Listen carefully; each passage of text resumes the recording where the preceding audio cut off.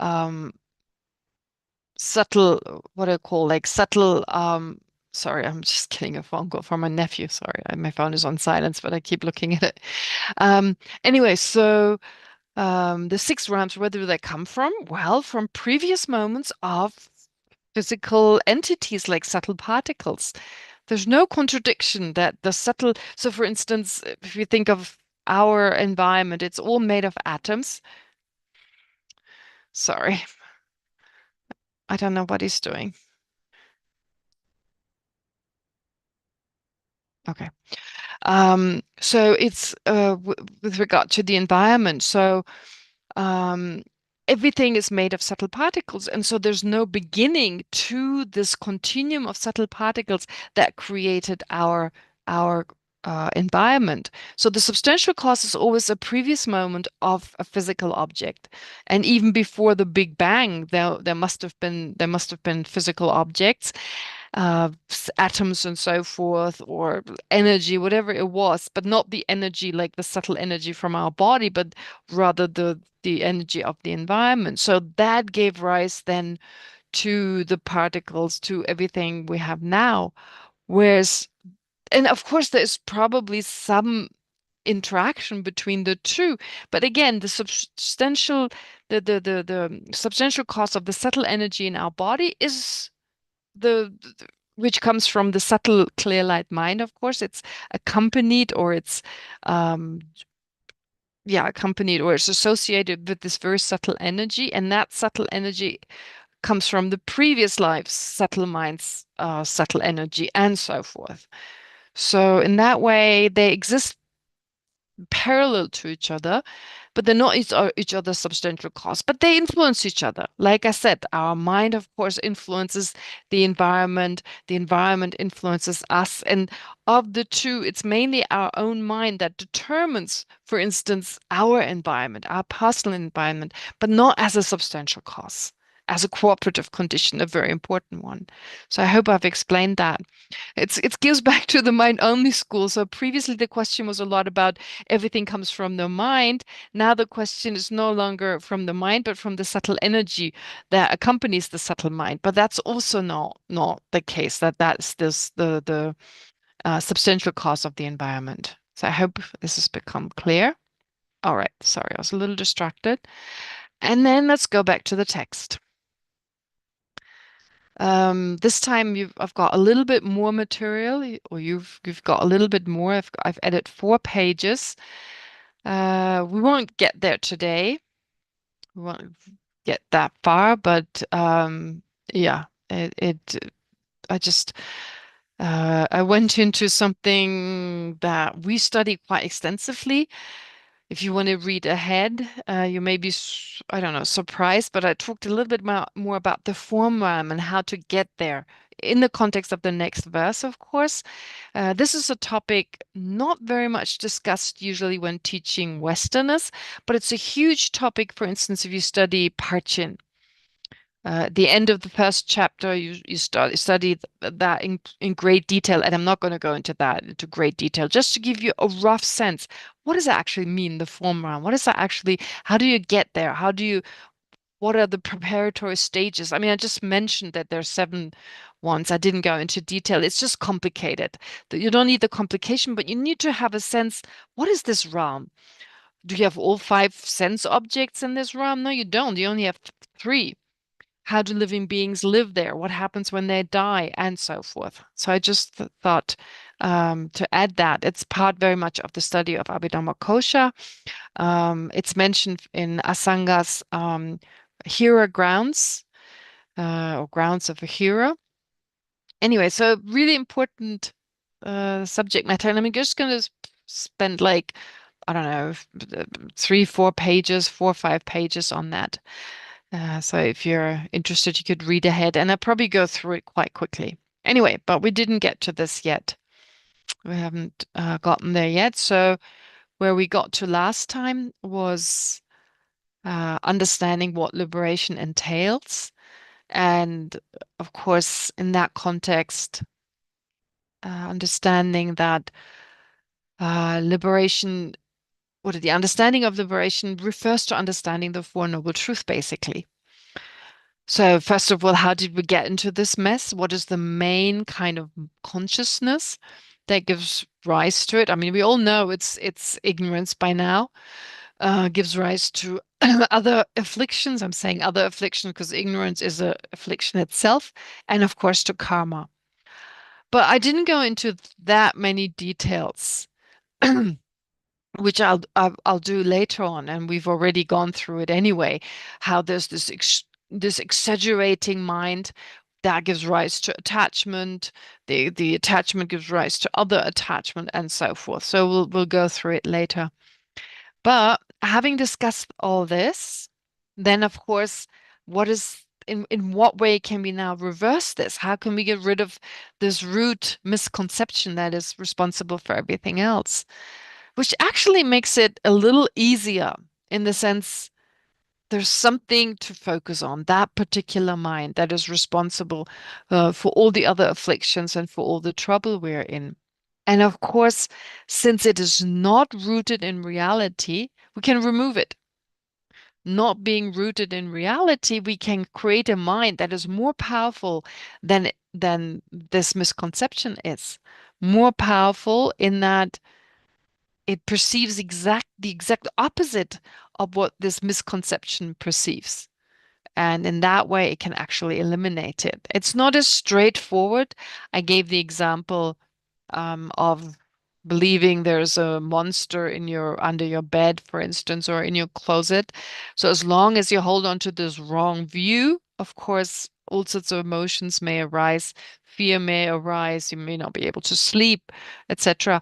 But then when you look into the closet, I mean, this is similar to actually engaging in the meditation on emptiness, on engaging in ultimate analysis to see, is there really that thing, that inherent, that essence that I keep perceiving when it comes to myself and others, is it really there? And when it cannot be found, and that mind comes to an incontrovertible knowledge, it's just not there. Then we initially start to weaken our misconception until, with a direct experience of emptiness, we're able to eliminate it. And with that, we eliminate everything else. Indirectly, we eliminate everything else. Now, I think it's so important to really get a feeling for that. Of course, initially it's abstract, it's difficult. It seems the idea of, um, well, the higher rebirth and so forth is somewhere over there. We don't really bring it closer to us. It doesn't become something personal. But that's what's most important, to get a sense, this is personally true for me. This is my own reality. And to watch, for instance, our own self-centeredness, that's pretty easy to watch. It's pretty much present most of the time. And if it's not present, it still influences all our actions. And then go from there to being mindful of our own sense of self, which is basically our misconception. I mean, in most cases, especially when it gives rise to, of course, the self-centeredness, then we can observe this sense of a mind that has a sense of something solidly there, of something really truly there that needs to be defended, that needs to be gratified, and so forth.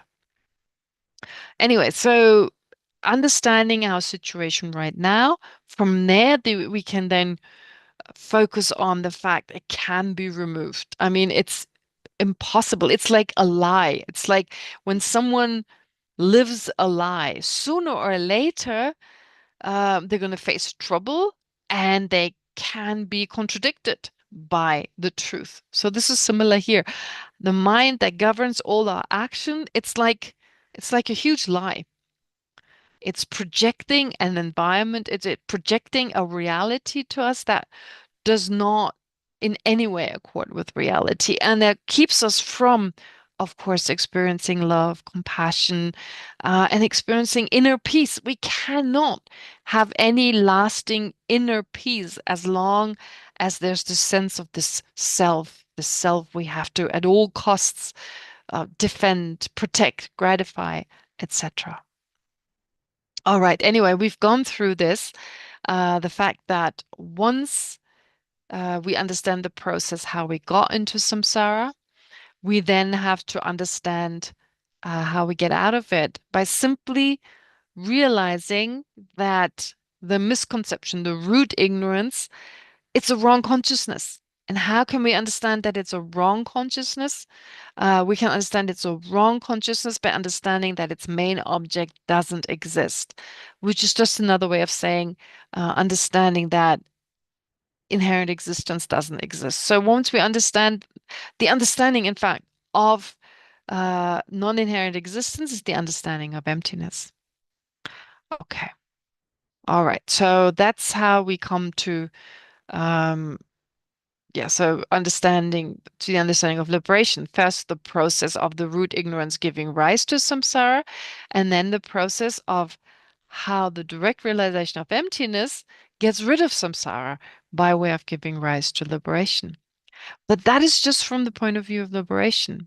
Now, of course, in order to become enlightened, we first need to become liberated, but there's more to it, which is why today I want to go through the cognition of enlightenment, how that must be. So it's not just liberation, to understand liberation, to inconvertibly know, to fully understand what liberation is, we need to realize emptiness. But this is also true for enlightenment. If we want to understand enlightenment, to cognize it, to understand it, to know it exists, and to know what it entails, we need to know emptiness first. Okay, so this is what we'll go through today. Buddhahood involves the elimination of all mental obstructions. Okay, so Buddhahood involves the elimination of all mental obstructions, both afflictive and cognitive. Okay, so mental obstructions they're twofold. What is the difference between afflictions and afflictive obstructions? What's the difference between afflictions and afflictive obstructions? Anyone is welcome to answer. What's the difference between afflictions and afflictive obstructions? Anyone? It's the same. It's the same. Is it this? Afflictions and afflictive obstructions, are they the same? Affliction is a subcategory of afflictive obstruction. Oh, afflictions are a subcategory of afflictive obstructions. Very good. So are there afflictive obstructions that are not afflictions? Yes, the seeds. What are they? Very good. The seeds. So that's it. So they're pretty close, but yes, so as B was saying, there are the afflictive obstructions and their affliction. They're afflictive. Yeah, afflictive obstructions have two subcategories: afflictions themselves and the seeds. Okay. All right. And then what's the difference between mental obstructions and afflictive obstructions? Snehi, I'm going to be mean. Sorry, mental obstructions. They're a subset of mental obscurations. Very good. So the cognitive obstructions are a subset of mental obstructions. Okay. Is there another subset of mental obstructions? What are they? The cognitive obscurations? Yeah. So the afflictive obstruction, so mental obstruction, the afflictive obstructions are a subset of the mental obstructions, and also the cognitive obstructions being also a subset of mental obstructions. Yes, I showed you this little drawing before, and if you keep that in mind, if you've got that kind of diagram or that kind of diagram, if you remember that, then it's pretty straightforward. Okay. Now, what do you need to eliminate in order to become a Buddha? Which of the mental obstructions do you have to eliminate? Both of them? Both of them. Yep, that's it. Both of you need to eliminate. Okay, so therefore, this means that we must first comprehend the causal chain, of course, again, initiated by the root ignorance, which gives rise to the other afflictions. What does it give rise, first of all? What comes right after the root ignorance? What's the next mind? Like let's say, of course, there's no beginning to the root ignorance, but just let's say hypothetically there were a beginning to the root ignorance. Okay, you misperceive everything as existing inherently. What would then be the next mind? What would follow from that misconception, from that root ignorance? Self-cherishing mind. Self-cherishing. Okay, so self-cherishing. Well, what is self-cherishing? Anyone, what is self-cherishing? How would you define self-cherishing? What afflictions? Which type of affliction that you attachment. Very good, very good. Attachment. Is it only attachment to the self? Attachment to me and mine. Yeah, so to me and mine. Possessions of the self. In particular, what is it? My happiness. Yeah, well-being, yeah. Happiness, my well-being, yeah. My well-being, my happiness. But that being an attachment, an emotional response to a misconception that exaggerates. It exaggerates, right? It's an afflictive mind and it exaggerates. What does it exaggerate? The importance of the self. The importance of the self and the importance of the happiness of the self. But every affliction, like attachment, which is an exaggerated mind, it needs to be preceded by something. And I'm not talking about the root misconception. It needs to be preceded by a particular kind of mind, right? Like anger, for instance, which exaggerates the negativity of the object, or attachment, which exaggerates the positive aspect of the object. It must be preceded. That emotion, that afflictive emotion must be preceded by what? Inappropriate attention? Yes, very good. The inappropriate attitude it's called, I don't like to call it that. It is a literal translation from the Tibetan, but it's actually the exaggerating attitude. It's a mind that exaggerates, right? So before you have these afflictive emotions such as anger, hatred, jealousy, attachment, and so forth, these are all afflictive emotions. Emotional kind of states that exaggerate. But before this emotion can arise, there's an exaggerating mind, which means first you have the root misconception that perceives this I to be different from everyone else's I, from everything else, perceives this essence, this inherent I, and then it exaggerates its importance. It exaggerates its happiness is important. Its happiness important, which gives rise to attachment, which is the self-centered attitude. That's really important. And then everything else, all the other afflictions, they follow suit. Attachment to my relatives, for instance, again, considering them first to be more important, exaggerating their importance, and then generating attachment.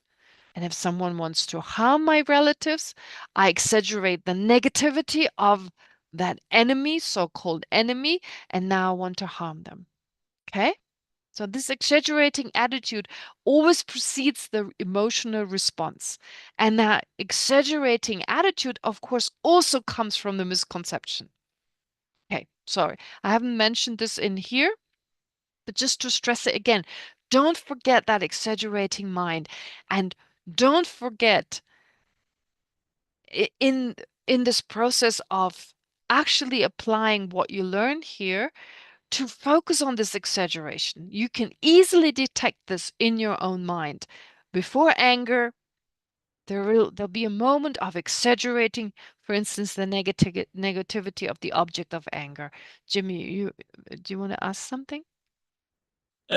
Sorry, but coming back to the dividing line between ourselves and others, isn't that the dividing line that we're talking about here? That divides us from, really divides something us from others. The dividing line is not there, actually. It's not findable. It's not there. I mean, conventionally it's there, but of course, ultimately it doesn't exist. But to our mind, it seems very clear cut, doesn't it? Me over here and you over there. Yeah. So absolutely, you're right. Okay. Having said this, Kishima, can I just yes, ask a question about this of course. exaggerating attitude? Yes. Is this the mind that will arise after the mind that grasps that everything is existing, by itself, and then the self-cherishing type of mind that thinks I'm more important, or are In these between. in I mean, between? because the self-centered attitude, it's usually not mentioned. Well, it is oftentimes explained, but in terms of usually the chain of causes giving rise to eventually suffering is first our misconception, root ignorance, and then it's self-centeredness. But um, actually implied in that is that in between our self-centeredness or self-cherishing, since that's a type of attachment, which is an emotion, it is an afflictive emotion in the literal sense of the word. It's not uh, just a wrong view, such as the misconception. No, it has a res emotional response, or no, that's the wrong word. It's an emotional kind of mind. So that kind of mind has to be, since it exaggerates reality as an afflictive emotion, it must be preceded by the exaggerating attitude. It must be, because it's attachment. And every attachment, a moment before the attachment can arise, this exaggeration needs to take place. In the case of attachment, the positive aspect is exaggerated. In the case of anger, as we know, it's the negative aspect, etc. Sneh, did I answer your question? Yes, and you mentioned that it's possible to, with practice, see that. It seems so subtle because immediately, like, it's that I want it, I don't want it already. Okay, I mean, I'm not talking about the subtlest level. It's easier, for instance, I think a good example is if, you're really happy and don't have any problem and someone insults you. Uh, you may not be able to be mindful in that moment, because if you are, you probably won't get angry because you're just focusing on the mind and then anger can't arise. But you can go back. Let's say like someone says something to you and you can even watch another person, they still have the smile on their face when someone insults them, right? And the smile slowly fades. So you can kind of tell what's happening in their mind before anger arises. And so now, if you're the person affected in such a situation, well, you can always go back later on and think, oh, first it was like, oh, these words. If they were directed at someone else, they wouldn't be so bad. In fact, maybe I would say they're deserved. If someone else were to say to me, wait, where's Sneh? I want to see Sneh while I talk to her. Um, there you are. So for instance, if these words like saying you're selfish, right? If they were said to this other person who I believe is really selfish, much more selfish than I am, I'm thinking, oh, that's deserved. Well done, right? Oh, those are really powerful words, very eloquent, etc. But if they're directed at me, whoa, not thinking of myself that, and I've done so much for them, etc. So in your mind, it's like, how dare they? But there's a moment when it's just, that's outrageous, and then anger arises. Yeah. So this is a coarser type of emotional response. Anger, anyway, is a very coarse emotion. It's harder with attachment. And then you have coarser attachment and subtler attachment, right? I mean, something is given, you're being praised, for instance, right? If these words were told to your enemy, they were like totally inappropriate. But if they're told to me, oh, those are very appropriate words. And then I want to get more of them. I want to hear more of them. Can't wait until I meet that person again, hoping, right? So first there was this exaggeration. But of course, when it comes to self-centeredness, this is subtler. But once you learn to do it with the coarser ones, at least you believe, oh, it works that way. It's true. So it must be like that with the subtler ones. And it's just a matter of training. It's like when you train to be a Tibetan doctor, The first time you take someone's pulse, you don't feel a thing, right? And then, or you feel just some movement until eventually you feel the movement of the liver, etc. You get better and better at it. So in the same way. Yeah. B, Thank you. sure, you're welcome. B, you wanted to say something? Yes. Please. So if you want to be technical about it, first we have an appearance of inherent existence. Yes. And then we grasp at the inherent existence. Yes. And it is that grasping mind that trigger the exaggeration. Yes. Yes. Very good. Now, That's it. that- That's good. Yeah. That is the link I cannot quite explain to my non-Buddhist friend. Why does grasping at something as inherently existent would trigger the exaggeration? Okay, good.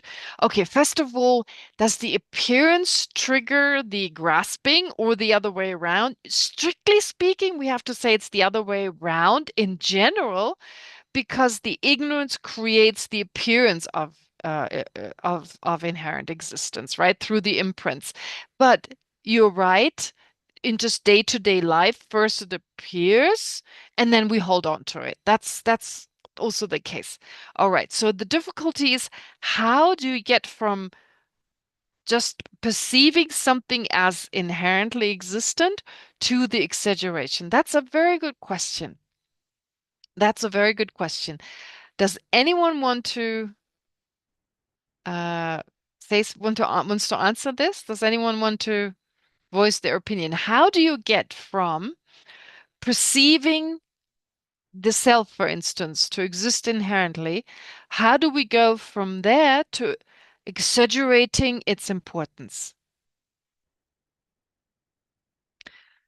Remember, I asked you this question, and I think this is part of this. I asked you before, if we perceive the self to be inherently existent, we develop attachment to the self. If we perceive another person to be inherently existent, we don't develop that type of attachment. Do you remember that? We had that discussion before. Okay. Anyway, Jimmy, you want to? Yeah, Dr. Bazin says that because we feel insecure because of this division, so we want to remedy this insecurity, and this leads to all the other actions. So there's an insecurity of the self from the duality. That's what Dr. Bazin says. Insecurity. But because of an insecurity, wouldn't it be the opposite? Wouldn't I rather feel like I'm less because I feel insecure? Yeah, that's what he said. That's what he says. No, I'm sure he has a reason, but now I'm not debating with him, I'm debating with you because it definitely makes sense, but I'm arguing now, if there's a sense of insecurity, shouldn't I rather feel everyone else is greater than me? B, do you want to say something? No? Okay. Okay, so about this insecurity, yes, there's something to consider. Elisheva, did you want to say something to this? Or was that a mistake? You raised your hand. Yes, I want to ask something, if it's possible. Okay, just one sec. Right, just one sec. All right. Okay, so it could be insecurity. We could take that as a consideration. I mean, that would be maybe something then that insecurity gives rise to a sense of being more important. But could there also be other reasons? I mean, first of all, as we've heard, our sense of self, because of the mind perceiving the self closer to the mind itself, that has this misconception. So let's say our own mind, it labels I on our own mind and body and on others. And since our own mind and body is closer to the mind labeling, therefore there is then there is attachment. Okay, so because it is closer to this mind, a mind that naturally wants to feel happy. This is just a natural response of the mind. This has nothing to do with afflictions. A mind just wants to experience peace. And therefore, then having this exaggerated sense there's truly an I there, which possesses a truly existent I, then there's truly existent happiness, and this happiness, therefore, is more important than everyone else's. Right? This is how I look at it. So think of your own mind. Let's say there were a first moment in time when you label I. Okay, very first moment. You've never did this before, but now first you perceive everything to exist inherently. And the mind then focuses, and the mind labels. That's what it does. There's nothing wrong with the labeling. But now with this misconception of reality, perceiving things as inherently existent, then the mind, in this case, my mind, perceives now a self. It labels I versus others. So it labels I and believes this I to exist truly. And it's happiness to exist truly. The mind, the body to exist truly. And since this is closest to the mind, to this one mind that wants to be happy naturally, now it exaggerates. It exaggerates its happiness, its well-being, as opposed to everyone else's. Does that make sense? B, does that kind of... There's definitely something to consider the insecurity. I don't know how to bring this in, but and I'll think about it more, but this is how I look at it. So it's very important that this self is close to the mind, that this is in close proximity to the mind that misperceives reality, to that root ignorance. Which is why the next step then is, oh, the I is here and everyone else is over there. And this clear kind of dividing line. So this is in opposition to dependent arising. In opposition to dependent arising, not realizing that my happiness is dependent on the happiness of others. Instead, I separate myself from everyone else. I close off, and now I feel like it's me against the rest of the world. It's my happiness versus everyone else's, and mine is most important. Because there's a sense, it's either theirs or it's mine. Again, that duality in the sense, it's like they're just others and I'm just I. And if it's my happiness, well, then I need to defend that happiness against everyone else's happiness. Does that make sense? This total exaggeration. B, you were the person asking the question. Okay, yeah. So it seems like by holding I as truly existent, that has the effect of creating the self and other. Yes. And, okay. Yes. So, and then with this I believe self, so. also having an inherent existent happiness. So it's my happiness versus other happiness. Yes. And so with that mind, then that's our tendency to exaggerate comes in. Because the exaggeration wants to protect my happiness. Yes. So because I have a sense, it's in opposition to dependent arising, right? So actually my happiness comes from everyone else, and I and others is just a matter of perspective. But to that mind, that's not a reality. To that misconception or all the other mental processes that follow from that root misconception, there's this inherent I, inherent happiness that is totally different from everyone else's, and it's either theirs or mine. Yeah, no sense that there's an interaction. And so, of course, it's mine. I experience my happiness, not anyone else's. I experience only my own. And because I want happiness, that's the underlying wish that we have anyway, but that is now exaggerated. That sense of the I being truly there, my happiness being truly there. So based on that sense, there's something concrete there, then that concreteness blows up, becomes so important. So which means underpinning the exaggeration is actually the self-cherishing. the exaggeration is not the self-cherishing yet. It needs to become then attachment, not being able to let go. It's this tendency of the mind to hold on. First, you just exaggerate. But what is attachment? Attachment is this, the mental holding on to my happiness, my. I think the sequence here it seems a bit unclear. So first, there is a truly existing I. Yeah. And the I truly existing happiness. Yes. Then with the truly existing I, there's the I and the others. And then there's wanting to protect this truly existing I's happiness. I've seen that as more important. More important comes the exaggeration. Then the more important is the exaggeration, which then gives rise to attachment. But the wanting to protect the I's happiness, isn't that self-cherishing already? No, just wanting to protect the happiness, that's not a wrong mind. Based on an exaggeration. It has to be based on an exaggeration, considering myself and myself and my own happiness to be more important. The exaggeration, and then attachment sets in. But that's self-cherishing. This mind of wanting to protect my happiness is versus the other happiness.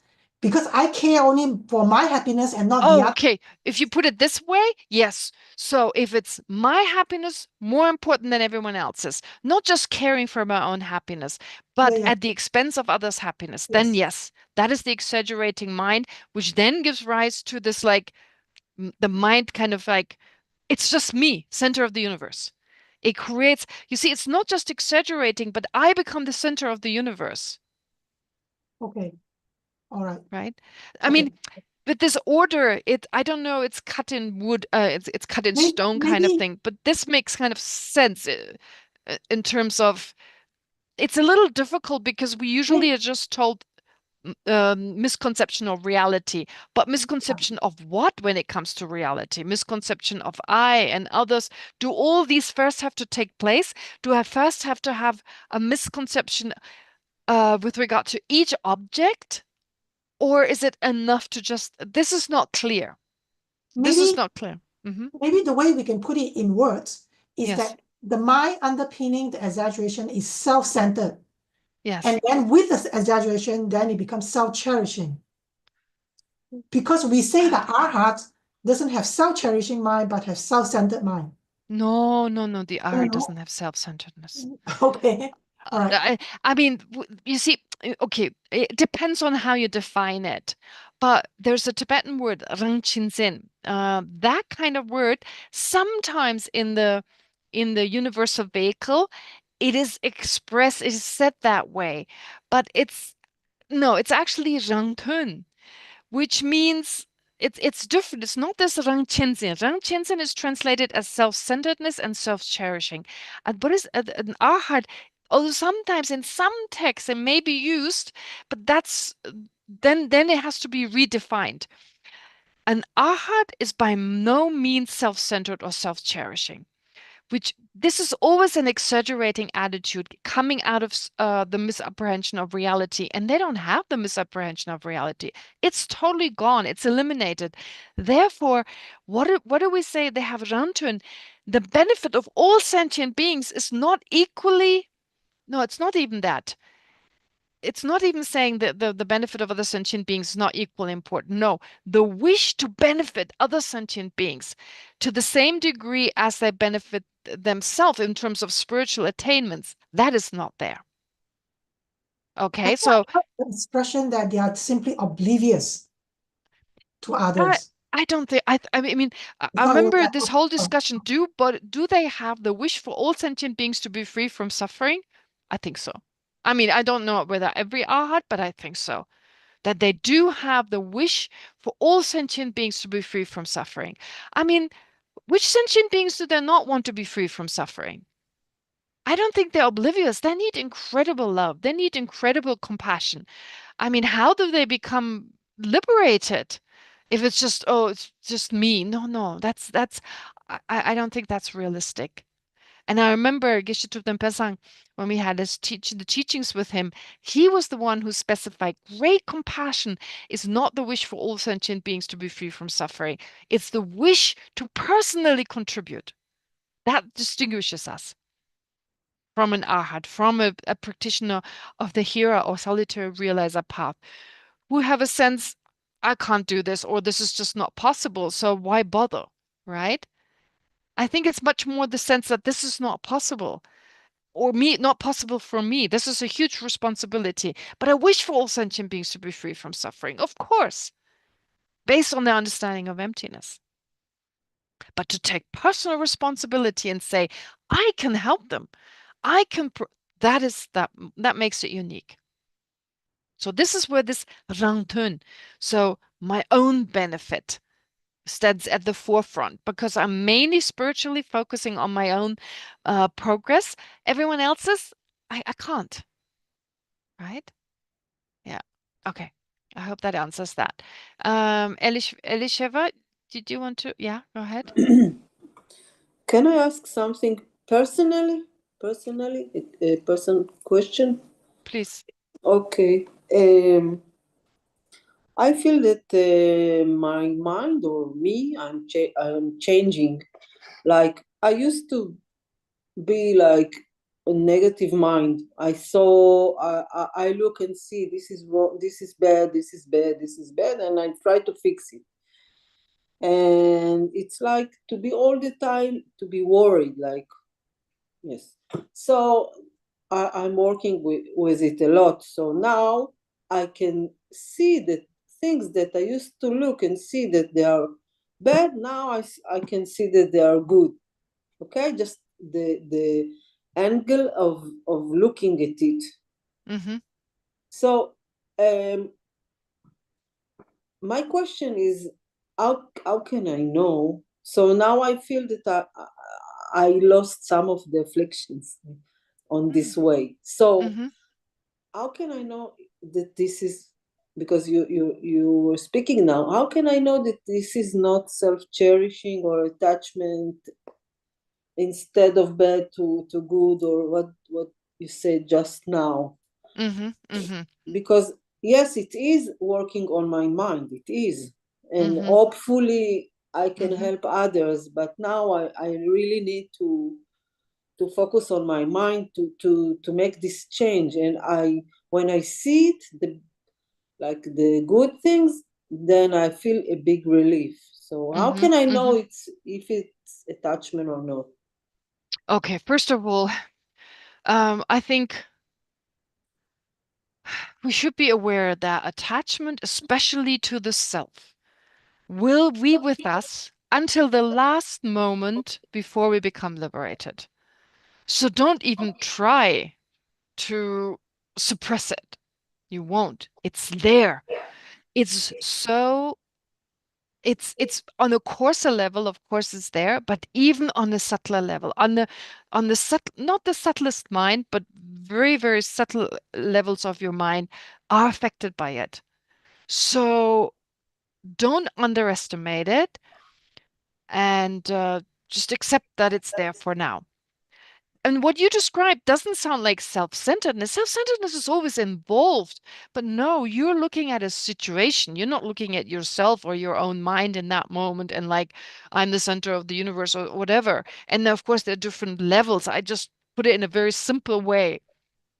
It's like I said, there's so many subtle levels. But no, you're talking about something very different. You're talking about situations that arise in your daily life. Constantly situations arise. Now, if we look at it from the point of view of the Dharma, are they bad or are they good? They're neither. From one perspective, they're bad. From one perspective, they're good, right? I mean, based on emptiness, we've already heard beautiful or ugly. In relation to one thing, it's beautiful, to another thing, it's ugly. We had that whole discussion. It can be both. Remember, Shmuel came up in the context of what Shmuel and I, we had this debate for a while. So basically, whether it's good or bad, it depends on the perspective. So what you did was, initially you had a tendency as always seeing it as negative. but you saw it as inherently negative. That's why you couldn't see anything else. It was just inherently negative.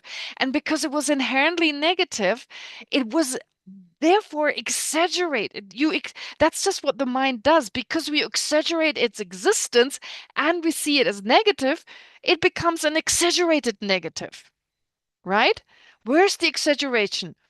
Perceiving it to exist inherently. So mixing this exaggerated mind with seeing it as negative, you have an exaggerated negative. Okay? The moment you see it as inherently negative, you have the exaggeration. And then there's nothing else possible. And emotionally, you feel drained and you're just pessimistic. Life sucks. Now, what you've done, I suppose, is, okay, it's not inherently negative or positive. It depends. So then I can learn to see the positive. I can learn to see the positive. From that perspective, negative. From this perspective, positive. So just a matter of perspective. And your whole life changes. It was such a subtle change. That is beautiful. That's how we should take emptiness. That's what we should do. What drags us? What takes us down? Think of situations in life that make you miserable, that cause you to fall into an depression, even if it's just for a day.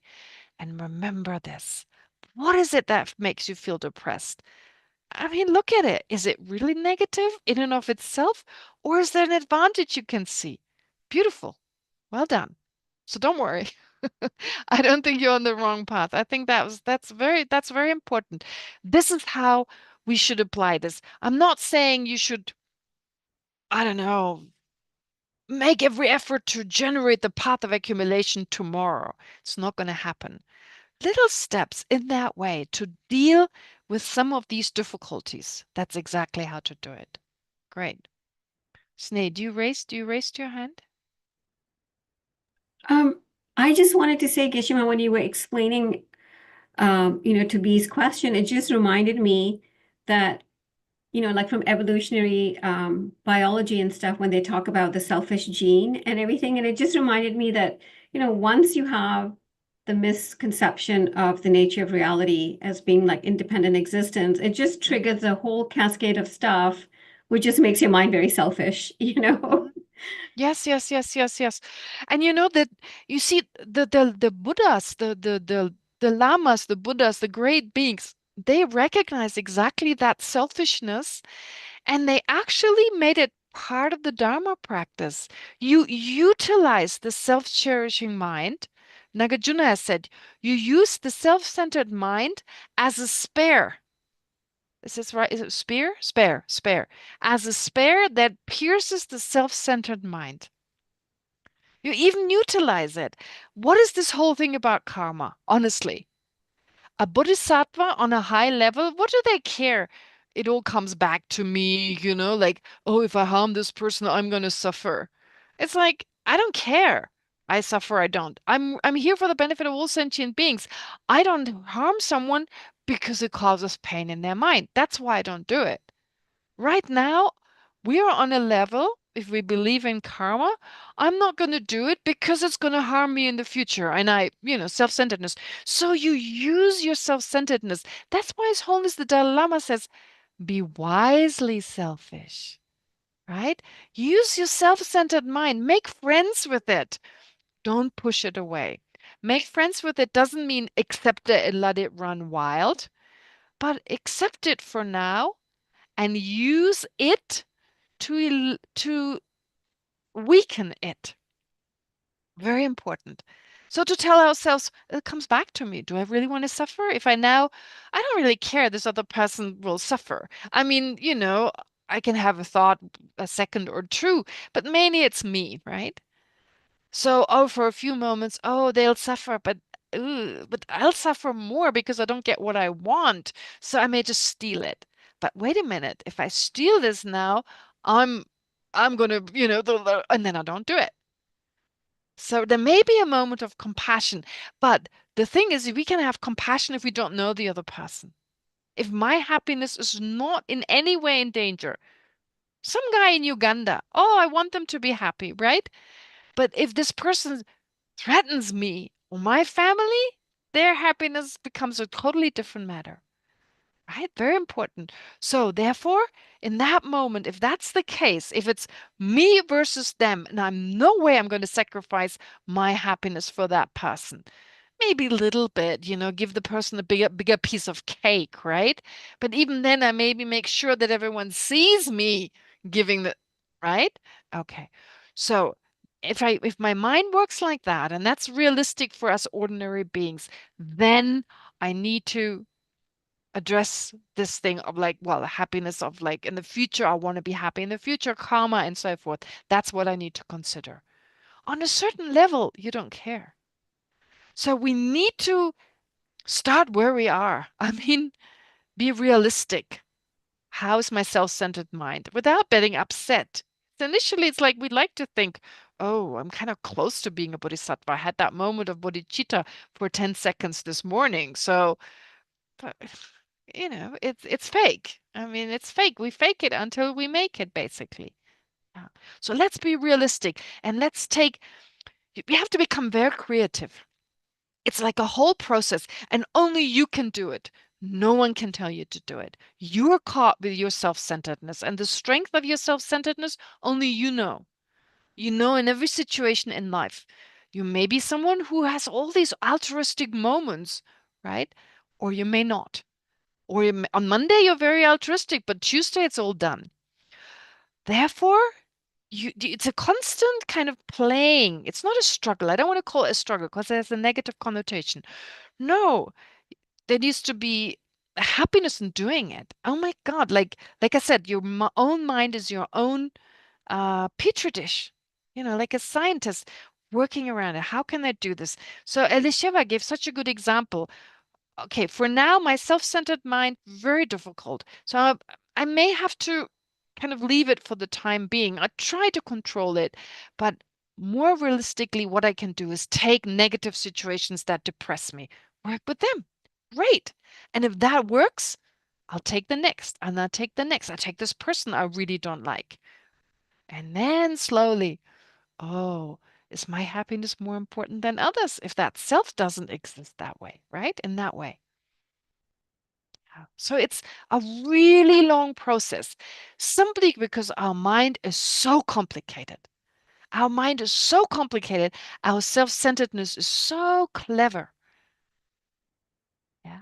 Okay. Anyway, sorry, this was a little longer, but I'm so glad you're asking this, because I don't want this to just be theory. Everything we do here should become relevant to you. I've said it many times, so a lot of it is here very highly advanced, of course, but that's what I want you to do, to find a way to take bits and pieces that also become relevant to you right here and right now. Jimmy, okay, last question. Go ahead. Do we still have time for one more, or no? Yes, You go want ahead. to Go go ahead. with it? I'll see how much. Okay. You The have 10 more minutes. relation between communication and dependent arising. So isn't that the case when we lose touch of dependent arising, then it becomes communication? Like dependent arising is just your voice is dependent arising, my voice is dependent arising, but when we forget this, it becomes communication. That takes a little too long to answer now. Please formulate it in the form of a question to be sure, because I have to ask what do you mean exactly. Please put it exactly into words, and then I'll answer it next time. It's an important, I want a communication dependent arising. That's very interesting, but I'm not 100% sure what you mean, so it's better if you write it down in detail. Okay, great. Thank you. All right, now let's look at this. This means, first of all, here, where did we get to? I should have actually, never mind. I'm still on sharing. I forgot now, but never mind. This means that we must first comprehend the causal chain. So as before, to really understand how we can come to become enlightened, well, first of all, same process as before: root misconception, other afflictions, karma, suffering. All right. Then we must understand how the different mental afflictions leave imprints on our mental continuum. Now, again, here we cannot directly perceive this. We can only use inference. I mean, it is difficult. It's not easy at all. It's not like sit down for an hour and you figure it out. No way. But just theoretically, these are the steps you have to go through. So every time a mental affliction arises, it leaves it leaves a kind of propensity on our mental continuum in the form of an imprint. And these imprints prevent our mind from simultaneously knowing the true truth as well as all other phenomena and hinder the attainment of Buddhahood. This we need to gain an understanding of. All right. So the first part, it's not that difficult. The first part. Oh yeah. To fully understand the cessation of these imprints, so the cessation of the cognitive obscurations and thus Buddhahood, we must comprehend two processes related to the Four Noble Truths from the perspective of the universal vehicle. Oh, here it is. Yeah. So this is something that also doesn't come up a lot when you study philosophy. Yes, it does. But ordinarily, when you study the Lamrim, you hear about the Four Noble Truths. But strictly speaking, they are the Four Noble Truths from the perspective of the fundamental vehicle. When you talk about cessation, it's always the cessation of samsara, right? In other words, what causes samsara? The afflictive obstructions. So karma and afflictions, those are usually mentioned. So they need to be overcome. Suffering is gone. Okay, everyone happy. So what is that? That's liberation. So the Four Noble Truths, the way we know it, in general, the general and the Four Noble Truths are strictly speaking from the perspective of the fundamental vehicle. Right? Does that make sense? Okay. So then but then you also have likewise the Four Noble Truths from the perspective of the universal vehicle. So what are those? The lack of omniscience. The lack of omniscience. So even a liberated being, an arhat, B mentioned arhats before. So you have arhats, hira arhats, solitary realizer arhats. They still lack omniscience. Now they have overcome the truth of suffering from the perspective of the fundamental vehicle. They have overcome the truth of the origin from the perspective of the fundamental vehicle. Yes, but they're still stuck with lack of omniscience. That's the truth of suffering from the perspective of the universal vehicle. Why? Because the imprints, they caused the lack of omniscience. They're responsible.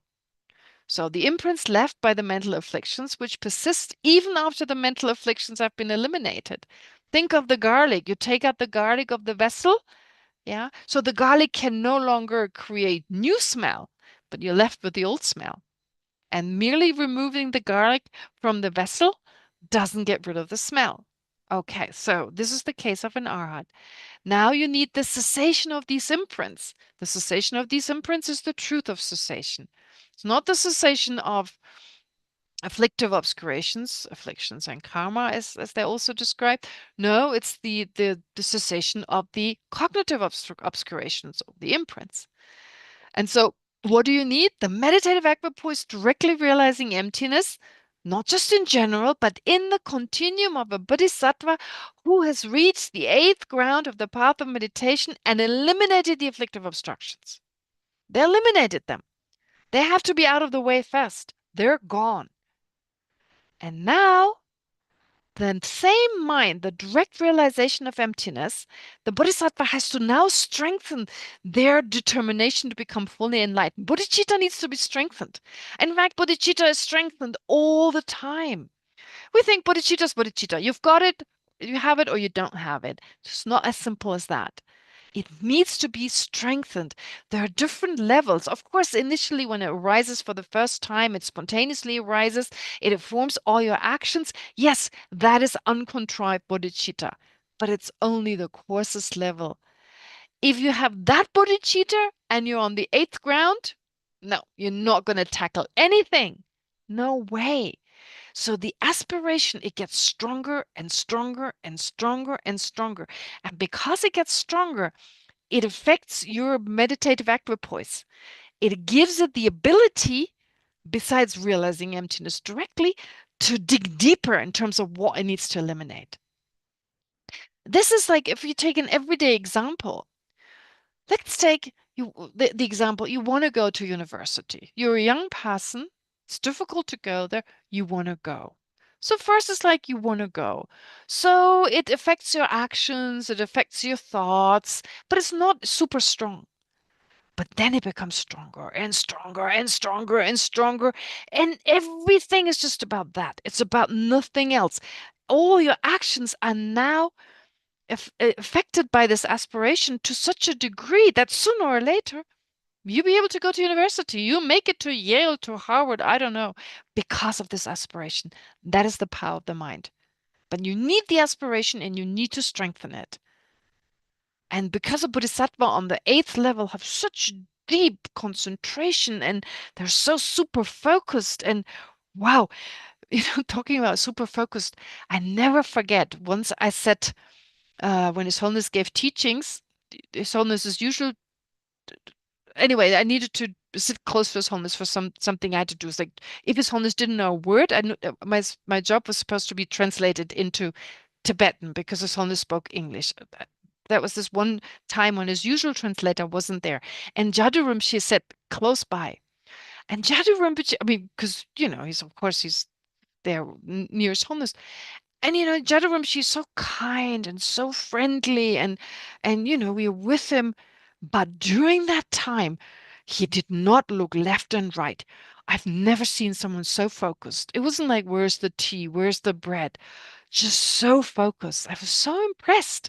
I wanted to greet him, but no, he was just so focused on the teachings on His Holiness. And I never forget, I was like, wow, for this. And these were still times when His Holiness sat there for many hours. And so this was always been, whenever I think of someone being fully focused, I think of Jadu Rinpoche in that situation, because it was like so noisy and so many distractions. I can be focused for a second.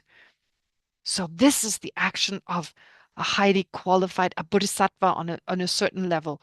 So, or maybe even the Buddha. Therefore, that's the kind of concentration. And so once you reach the 8th ground, you have that focused bodhicitta, your aspiration is all sentient beings all the time. And you want nothing more than to reach enlightenment for their benefit. That's when your meditative equipoise cuts that away. Does that make sense? So this is very important. You need to really understand it's not just good old bodhicitta that on the path of accumulation. No, it gets stronger and stronger and stronger. And this, I think, is so beautiful because it shows you what you can do. If you just set your mind on it, if you focus more on bodhicitta, this is like, we all can do this. We're so trapped in our ordinariness, in our ordinary little day-to-day problems. We're just not aware what we can do. We can have that potential. We have that potential. We can generate that same kind of mind if we just leave it behind and focus less on all this stuff that's just not important, right? We're limiting ourselves in such a profound way if we think about it. It's such our Buddha nature has been with us since beginning this time, and we're just not paying any attention to it. If you learn about the path and about what a bodhisattva can do, and amazing, and then think, I can do this. And there's this constant improvement if you're just following the right path. I find that amazing. I mean, I don't know, maybe it's just me, but I think it's really, like, this is why we study all this.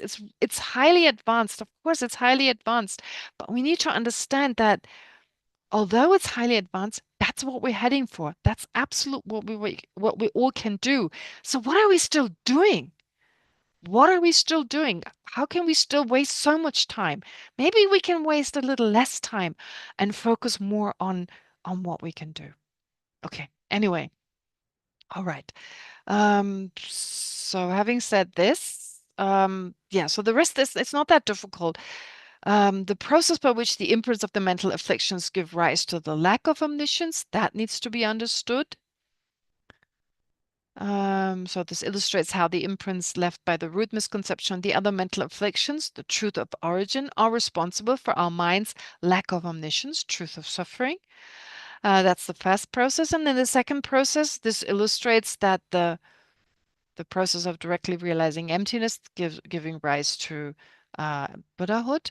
So this illustrates that the meditative equipoise is realizing emptiness in the continuum of a bodhisattva who's reached the 8th ground of the path of meditation and has overcome the afflictive obstructions, eliminates cognitive obstructions. We can fully understand it. It makes totally sense. Sorry, are you going to do the meditation today? Yeah, I think I should, right? Yeah. All right, decided. Okay, so let's do this. Yeah, let's absolutely do this. All right. Do some meditation.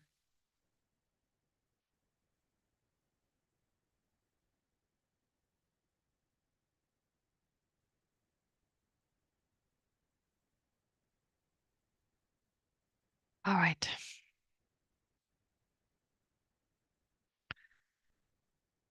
So as before, we do some breathing meditation first.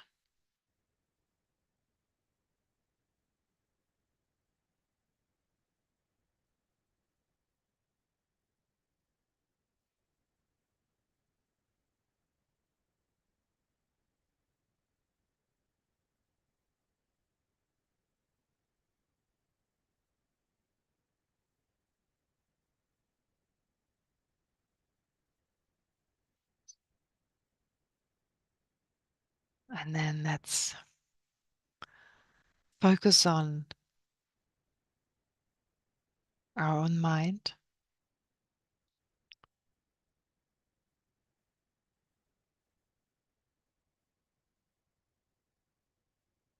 And remember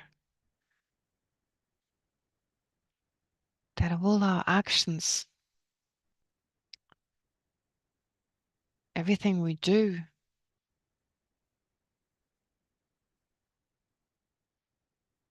is influenced by our self-centeredness.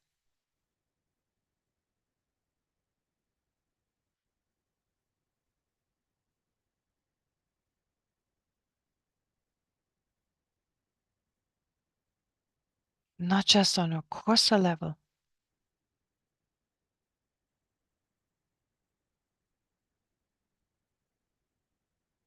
but even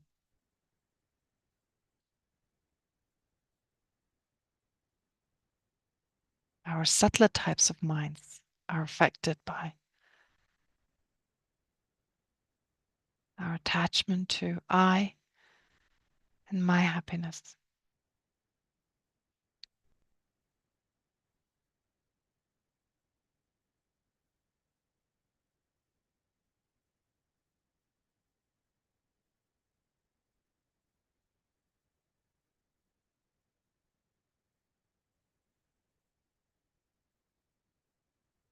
Where does that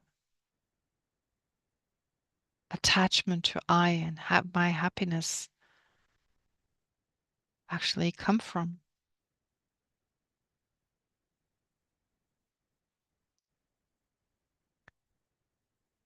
Well, the root cause of this attachment is our misconception of reality.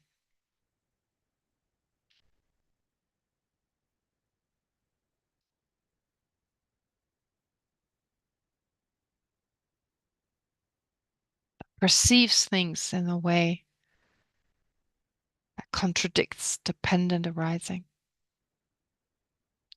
or interdependence.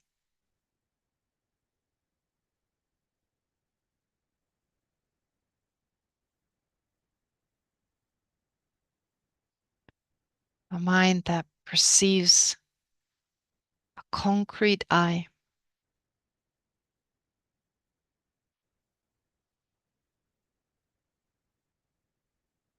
existing in and of itself,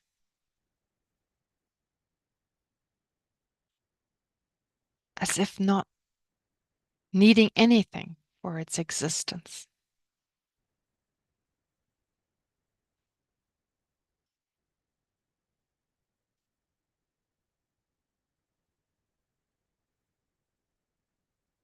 That seems findable.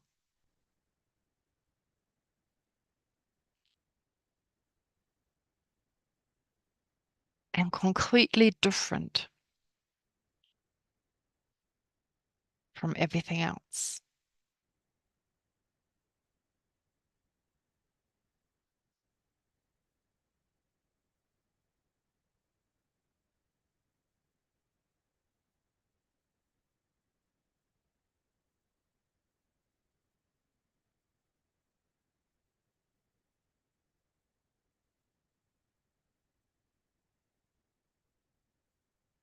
Due to the mind's natural wish to be happy.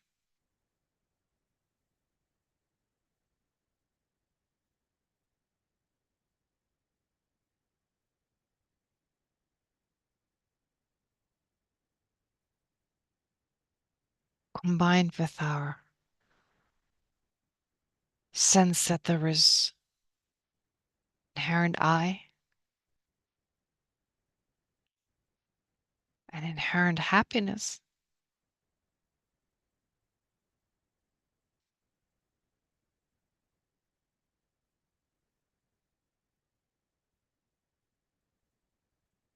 that exaggeration as to the existence of the I,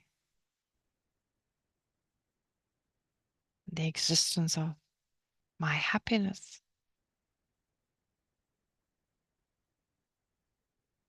triggers the exaggeration of the importance of that inherent I and its inherent happiness.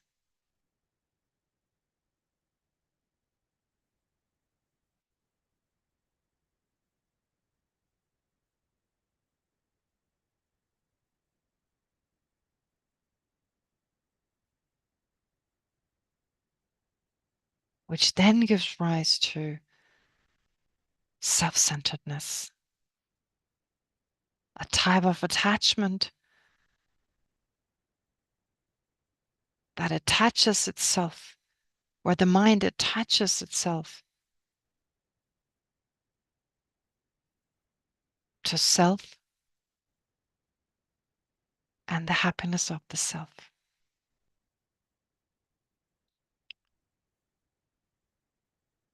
Where now everything revolves around these, me and my happiness.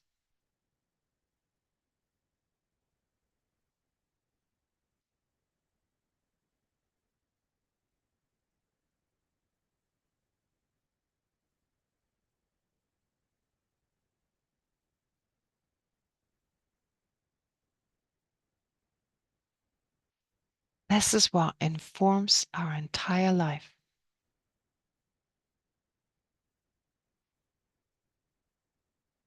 All our lives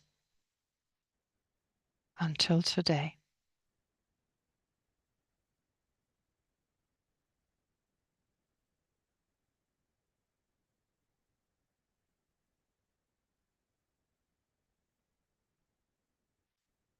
That's why we can never be truly happy and satisfied.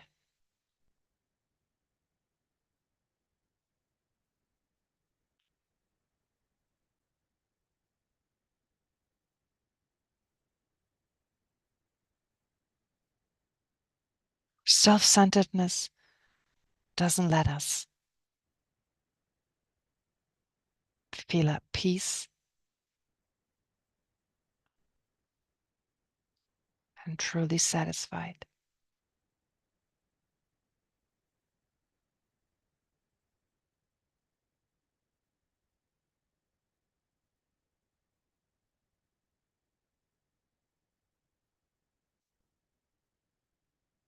Instead, it gives rise to other afflictions.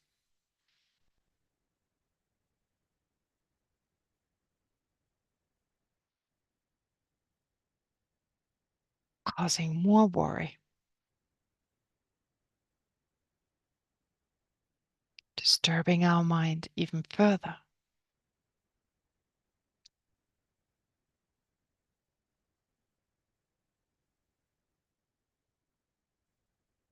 Anger, arrogance, envy, spite, resentment, and so forth.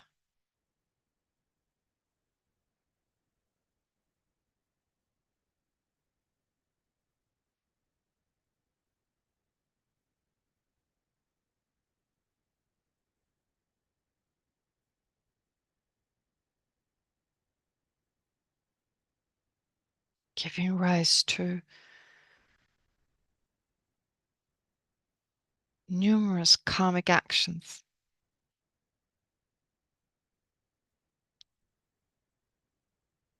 non-virtuous, neutral, and even virtuous ones.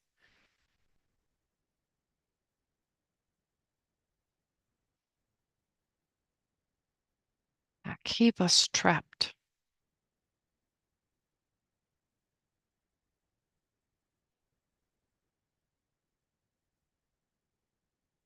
Day by day, year by year, lifetime by lifetime.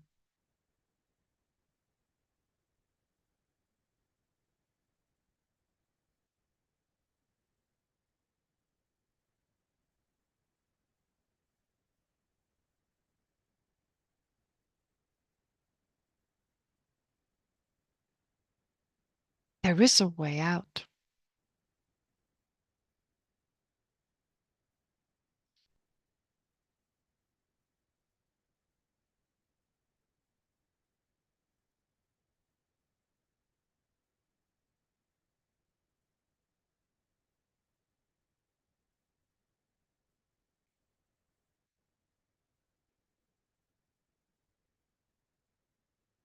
The way out is to remove the root misconception.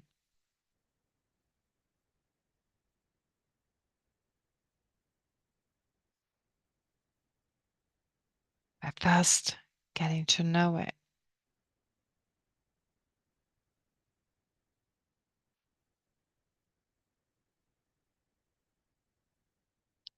When does it arise? And most importantly, what does it perceive?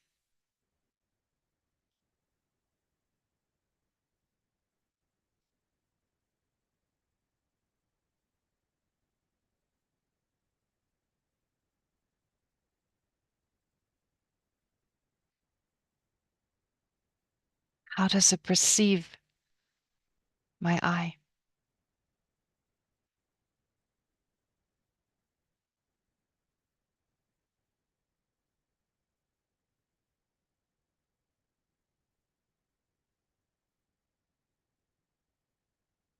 As if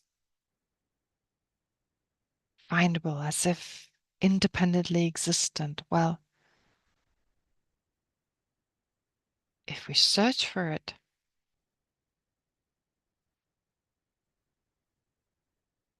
becomes clear that such inherent I is simply impossible.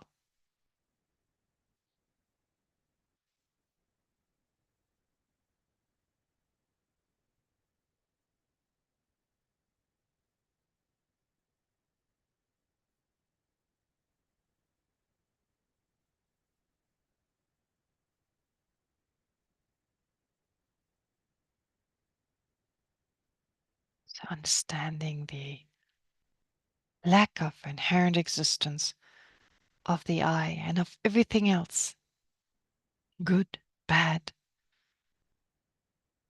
enemy, friend, self, others.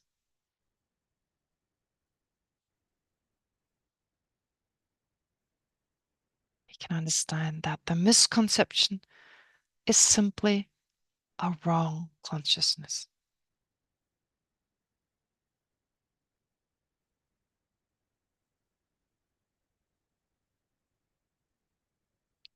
That is not grounded in reality in any way.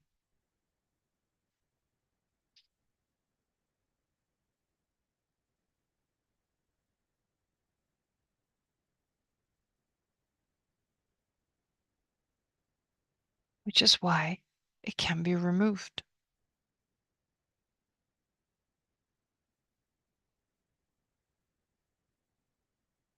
by the mind that perceives how phenomena actually exist, by the wisdom realizing emptiness.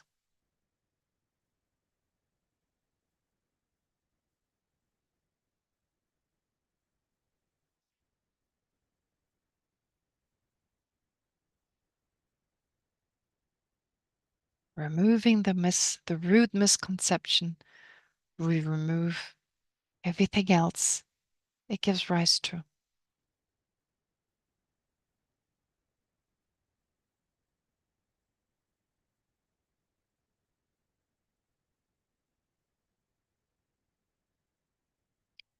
Which is why liberation is absolutely possible.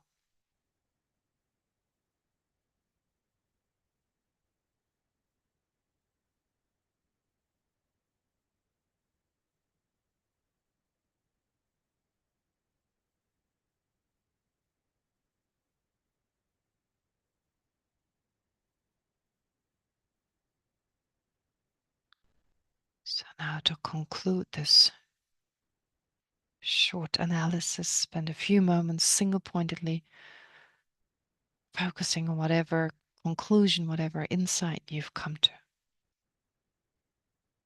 based on your analysis,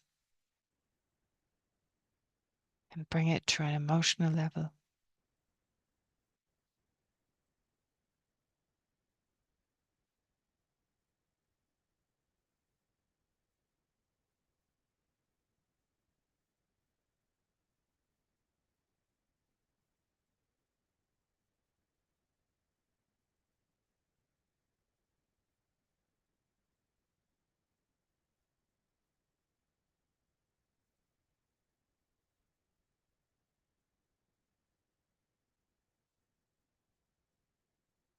And then finally, let's dedicate whatever positive potential we've accumulated together by first of all dedicating it towards our own awakening, our own enlightenment, not just for our own benefit, but most importantly, for the benefit of all sentient beings. And that's likewise dedicated towards the long and healthy life of our great lamas. May they continue to teach, inspire, and guide us. And lastly, may our positive potential affect others in a positive way, even if it's very subtle and they don't even notice it.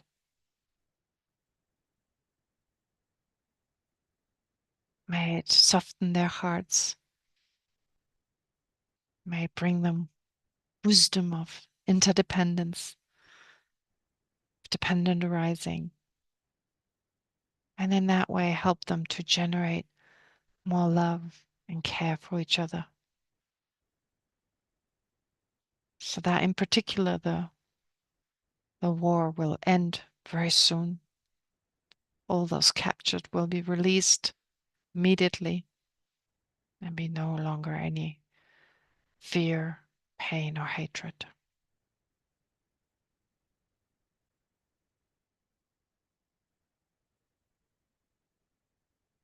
So let's recite the dedication prayer. Through the merits of these virtuous actions, may I quickly attain the state of a Guru Buddha and lead all living beings, without exception, into that enlightened state. In the land encircled by snow mountains, you are the source of all happiness and good, all-powerful Chinrezi, Tenzin Gyatso. Please remain until samsara ends. May the precious Bodhi mind not yet born rise and grow. May that born have no decline, but increase forevermore. Thank you. Sorry, I went a little bit too long. Anyway, thank you, and I'll see you again next week, but an hour earlier.